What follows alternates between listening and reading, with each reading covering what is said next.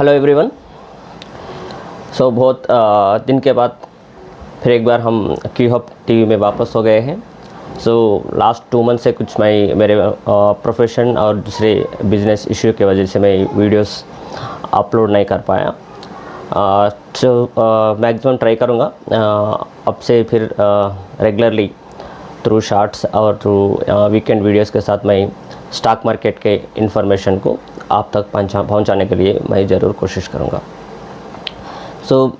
अब Indian stock market का texture अगर आप ऑब्ज़र्व करें तो और ये तो जो ट्रेंड चल रहा है वो डाउन साइड का चल रहा है।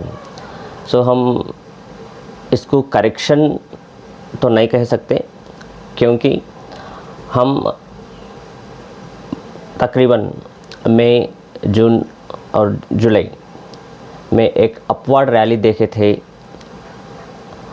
इंडियन इंडिसेस में, specially Nifty and bank Nifty. Nifty जो जर्नी थी 16,800 से लेके ऑलमोस्ट 20,000 तक निफ्टी ट्रैवल करा था, और बैंक निफ्टी भी 39,000 के आसपास से ऑलमोस्ट 46,000 तक रैली करा था।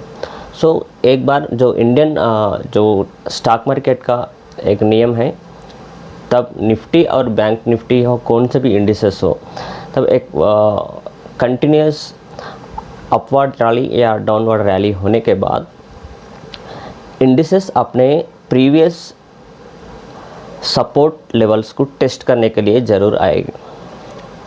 वो सपोर्ट लेवल हो सकते हैं या एवरेज हो सकते हैं।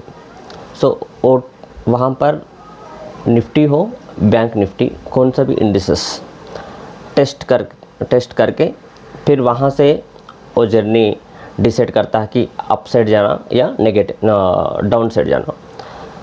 अब हम कुछ दिनों से निफ्टी और बैंक निफ्टी में एक ऊपरी स्तरों से एक फॉल देख रहे हैं। इसके यहाँ पर मैं ये नहीं कहूँगा कि फंडामेंटली कुछ गड़बड़ हुआ है या इंडियन इकनॉमी हो, दूसरे कंट्रीज़ के इकनॉमी हो, ये नहीं कहूँगा। इस मार्केट में करेक्शन दो तरफा होती है, या टाइम वाइज होती है या प्राइस वाइज करेक्शन होती है। हम स्पेशली इंडियन स्टॉक मार्केट की अगर बात करें तो जब अगर स्टैटिस्टिक्स, हम ग्लोबल इंडिसेस के स्टैटिस्टिक्स अगर ऑब्जर्व करें तो एफआईएस की लगातार बाइंग हुई थी लास्ट 2 मंथ्स में, और हमारा यहाँ पर इंडिया का इन्फ्लेशन धीरे धीरे कम हुआ था, और यहाँ की इकनॉमी में जो भी आउटकम्स है या आउटपुट है वो पॉजिटिव में थे। इसी के कारण हम एक अच्छी तेज़ी हम निफ्टी और बैंक निफ्टी या निफ्टी स्टॉक्स में और बैंक निफ्टी स्टॉक्स में लगातार पूरे इंडिसेस में, इंडियन स्टॉक मार्केट में जितने भी इंडिसेस है, मिड कैप, स्मॉल कैप और लार्ज कैप, और पूरे सेक्टोरल स्टॉक्स में एक ग्रोथ देखे थे। हम ये भी ऑब्जर्व करे थे कि बहुत सारे स्टॉक्स एक न्यू ऑल टाइम हाइस भी रजिस्टर करें। वो एक तो पॉजिटिव साइन था, हम एक अच्छी तेज़ी देखे थे। उसके बाद एफआईएस की सेलिंग शुरू हुई, स्पेशली हम अगर ऑब्जर्व करें तो अगस्त से एफआईएस की सेलिंग, हाँ उतनी ज़्यादा वॉल्यूम्स में नहीं है, लेकिन तो अब तक वो नेट बायर्स थे इंडियन कैश सेगमेंट में, अब वो नेट सेलर्स हो गए हैं। स्पेशली जो गिरावट हम देखे हैं वो जब से यूएस का डाउनग्रेड हुआ है, यूएस मार्केट का, एक कुछ एजेंसीज, क्रेडिट रेटिंग एजेंसीज, वो लोग डाउनग्रेड करे थे। उसके बाद से हम यूएस में भी एक शार्प फॉल देखे थे, और वहाँ उसका इम्पैक्ट हम अपने इंडियन स्टॉक मार्केट और दूसरे कंट्रीज़ के स्टॉक मार्केट में भी हम ऑब्जर्व करे थे। एक रीज़न है। अब स्टॉक्स ये तो नियम ऑलरेडी हम डिस्कस करे हैं। तब एक तरफा तेज़ी होने के बाद कहीं ना कहीं स्टॉक्स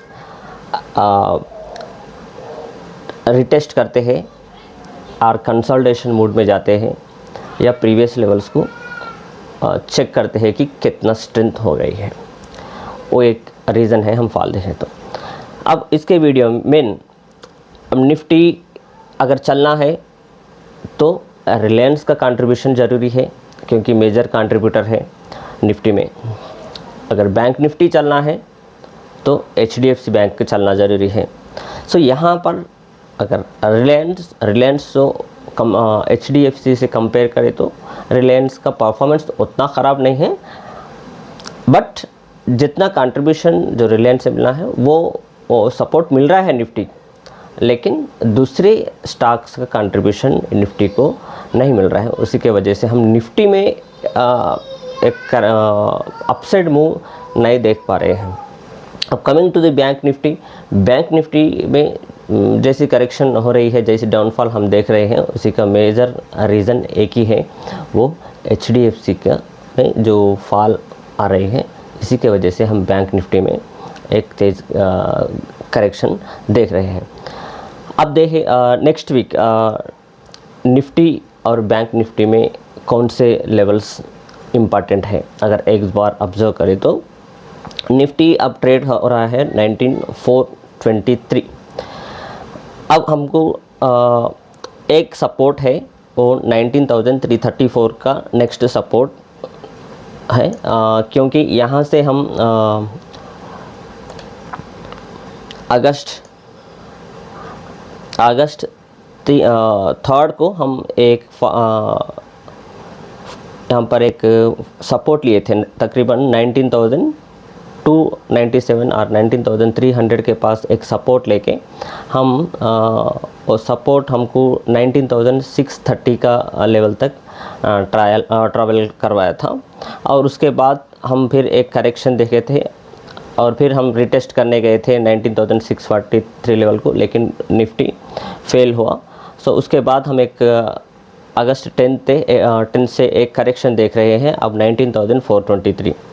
अगर निफ्टी को डेली टाइम फ्रेम पे अगर ऑब्जर्व करें तो 19,245 एक लेवल है, यहाँ से मार्केट घूमना ज़रूरी है, क्योंकि 19,245 के पास 50 day exponential moving average fix हुआ है। अगर 19,245 अगर ब्रीच हुआ और 19,245 के नीचे अगर निफ्टी का क्लोजिंग मिली तो हम 18,815 के डोर्स ओपन होने के पूरे संभावना है, क्योंकि 18,815 के पास अपना 100 डे मूविंग एवरेज वहाँ पर है। अगर यहीं पे अब अपन ऑप्शन डेटा अगर ऑब्जर्व करें तो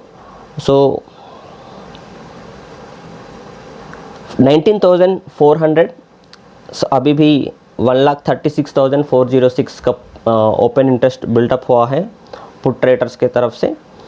उसके बाद 19,300 यहाँ पर भी थोड़े बहुत पुट ट्रेडर्स अभी भी बैठे हुए हैं, दैट इज 95,102।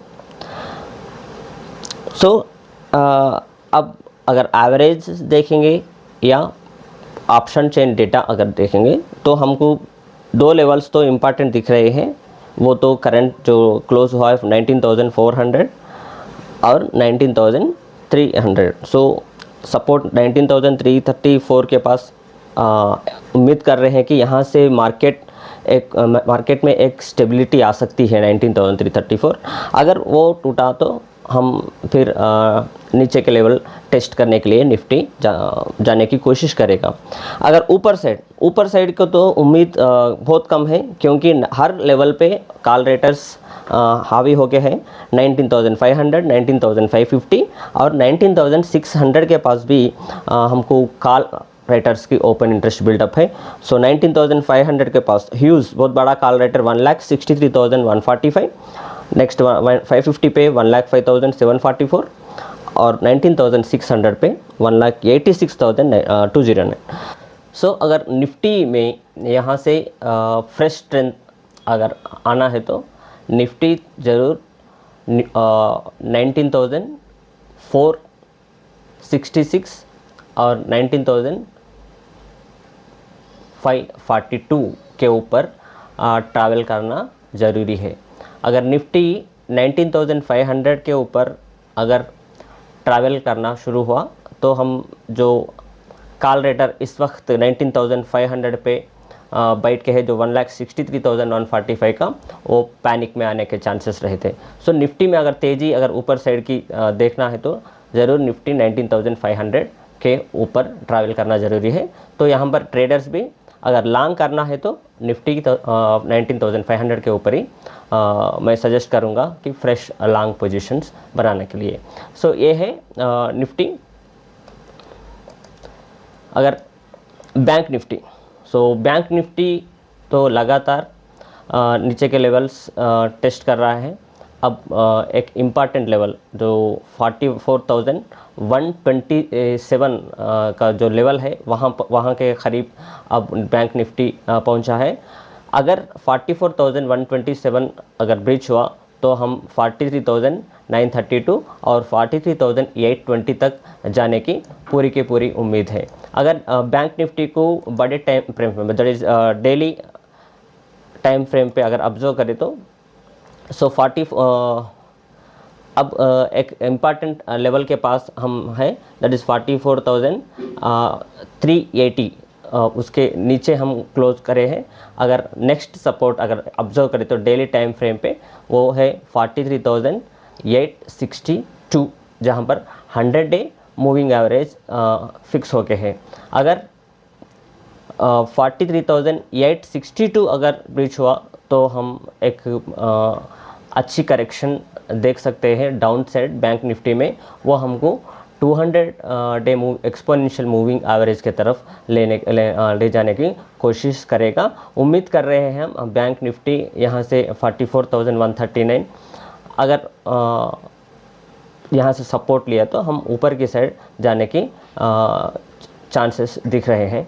तो मैं फ्रेश स्ट्रेंथ अगर बैंक निफ्टी में तभी आएगी तब मार्केट 44,685 के ऊपर अगर बैंक निफ्टी टिकने लगा तभी हम फ्रेश लॉन्ग पोजीशंस बना सकते हैं। अगर पुट कॉल डेटा अगर ऑब्जर्व करें तो 44,200 के पास अभी भी पुट ट्रेडर्स है 1,25,347 और 82,494 रेस्पेक्टिवली। अब कॉल रेटर्स 44,300, 44,400, 44,500, 44,500 के पास huge call writer that is 2,35,635 open interest लेके बैठा है। तो इसलिए मैं कहूँ 44,500 के ऊपर बैंक निफ्टी में हम तेज़ी देख सकते हैं जब तक ये सेल ऑन राइज की स्ट्रैटेजी ट्रेडर्स के लिए मैं सजेस्ट करूँगा। सो ये है। सो फिर एक बार मैं यहाँ पर रिपीट करूँगा, अगर बैंक निफ्टी में स्ट्रेंथ आना है तो हम उससे पहले HDFC में स्ट्रेंथ आना ज़रूरी है। अब एक बार HDFC का चार्ट अगर ऑब्जर्व करें तो HDFC करेंटली 16,019.40 यहाँ पर ट्रेड कर रहा है। अगर एक बार हिस्टोरिकल चार्ट हम HDFC का ऑब्जर्व करें तो हम अगस्त यहाँ पर 1 मिनट अगर एक बार हम पिछली बार 16 मार्च में एक बार लो लगाए थे हम वहाँ पर 15,034 और 15,032 का लो देखे थे हम एग्जैक्ट और टाइम पे। वहाँ पर 200 डे एक्सपोनेंशियल मूविंग एवरेज था। वहाँ से HDFC सपोर्ट लेके हमको तकरीबन 1734 यहाँ तक लेके गया था, ट्रैवल करा था। 1532 लो लगा के उसके बाद 4 मई को 1733 तक ट्रैवल करा। उसके बाद एक करेक्शन देखे थे, फिर ऑलमोस्ट हम 1578, जिस दिन हम 15 जून को 1578 के पास सपोर्ट लिया है HDFC। उसके बाद एक न्यू हाई हम देखे थे 1756, वो 11 जुलाई के दिन देखे थे। फिर हम वही 200 डे मूविंग एवरेज के सपोर्ट के पास आ रहे हैं, वो अब बैठा है 1610। मार्केट यहाँ से अगर सपोर्ट लेना है तो यहाँ से ही लेना है। यहाँ पर अगर 1610 अगर ब्रीच हुआ तो हम फिर एक बार हम निचले लेवल्स और देखते हैं, और करेक्शन हम बैंक निफ्टी में देख सकते हैं। सो अगर HDFC बैंक में तेज़ी आना है तो HDFC बैंक को 1642.75 का जो लेवल है वो लेवल के ऊपर ट्रैवल करना ज़रूरी है, तब HDFC में एक शार्प अपसाइड मूव हम देख सकते हैं। तो यहाँ पर HDFC में अगर मूव हुआ तो ज़रूर हम बैंक निफ्टी में भी ऊपर के साइड देख सकते हैं। ये है HDFC। रिलायंस तो जो जियो न्यूज़ है जियो का, तो उसके वजह से हम रिलायंस में एक करेक्शन, बड़ी गिरावट तो नहीं देख रहे हैं इस महीने में। अगस्त 4 से एक ऊपर के लेवल देखे हैं, फिर उसके बाद 9th को एक करेक्शन आया था रिलायंस में, फिर उसके बाद फिर अपसाइड मूव लिए थे। सो देखना है अगर रिलायंस यहाँ से और कंटिन्यू ऊपर जाएगा या नहीं, तो ये भी दूसरे स्टॉक्स के जैसा नीचे आएगा, वो तो हम नेक्स्ट आने वाले दिनों में देख सकते हैं। अगर ये भी डेली टाइम फ्रेम पे रिलायंस को ऑब्जर्व करें तो ये भी पूरे एवरेज 2492 इसका 200 डे मूविंग एवरेज एक्सपोनेंशियल है, उसके ऊपर 2515, 2524 और 2547 ए लेवल्स यहाँ पर पूरे एवरेज इकट्ठे होके हैं। अगर मार्केट रिलायंस में तेज़ी और देखना है तो मार्केट तो अब अभी तक तो इसका टेक्सचर उतना ख़राब नहीं है जितना HDFC है, क्योंकि रिलायंस अभी भी 20 डे मूविंग एवरेज के ऊपर ही क्लोज हुआ है। तो रिलायंस दूसरे स्टॉक से कंपेयर करें तो बेहतर ही है। उम्मीद कर रहे हैं रिलायंस का परफॉर्मेंस यहाँ से भी ऊपर जाने की कोशिश करेगा, ऐसा उम्मीद कर रहे हैं। और रिलायंस अगर निफ्टी में बड़ी करेक्शन अगर नहीं होना है तो रिलायंस तो स्टेबिलिटी होना चाहिए। अगर रिलायंस में एक बार फॉल शुरू हुई तो निफ्टी में भी करेक्शन हम देख सकते हैं। ये है HDFC और रिलायंस का परफॉर्मेंस। अब ट्रेडर्स को तो अब पिछले कुछ हफ्तों से स्पेशली दो at the money call option और at the money put options जो ख़रीद के बैठ रहे हैं, वो लोगों के तो प्रीमियम्स घट रहे हैं, लेकिन जितना इंडेक्स में मूवमेंट आ रहा है उतना मूवमेंट तो प्रीमियम्स में नहीं आ रहा है। ये तो एक नेगेटिव चीज़ है, क्योंकि हम अब अगर फ्राइडे का मूव ऑब्जर्व करें तो पुट साइड स्पेशली जब जितने गिरावट हम बैंक निफ्टी और निफ्टी में देखे थे, उतने इम्प्रूवमेंट और उतना इंक्रीज़ हम पुट ऑप्शन के प्रीमियम्स में नहीं देखे हैं। सो ये थोड़ी नेगेटिव न्यूज़ है ट्रेडर्स के लिए। So deep in the money में जा सकते हैं। सो एट द मनी तो सजेस्ट नहीं कर रहा हूँ, थोड़ा 100-200 पॉइंट्स रिस्क लेके ही आप ख़रीद सकते हैं, लेकिन स्टॉप लॉसेस तो स्ट्रिक्टली मेंटेन करना है, क्योंकि मार्केट अगर घूमना है तो अब जो हाई जो लेवल्स है वहाँ से घूमने की भी चांसेस है, तो लेवल्स देखते हुए मैं ट्रेड करने के लिए सजेस्ट करूँगा। अगर एक बार ग्लोबल क्यूज़ नेक्स्ट वीक में कौन से ग्लोबल क्यूज़ है एक बार ऑब्जर्व करें तो नेक्स्ट वीक थोड़ा बिजी वीक कहलाता है, क्योंकि मंडे अगस्त 14 को कंज्यूमर इन्फ्लेशन एक्सपेक्टेशंस जुलाई मंथ के आने वाले हैं।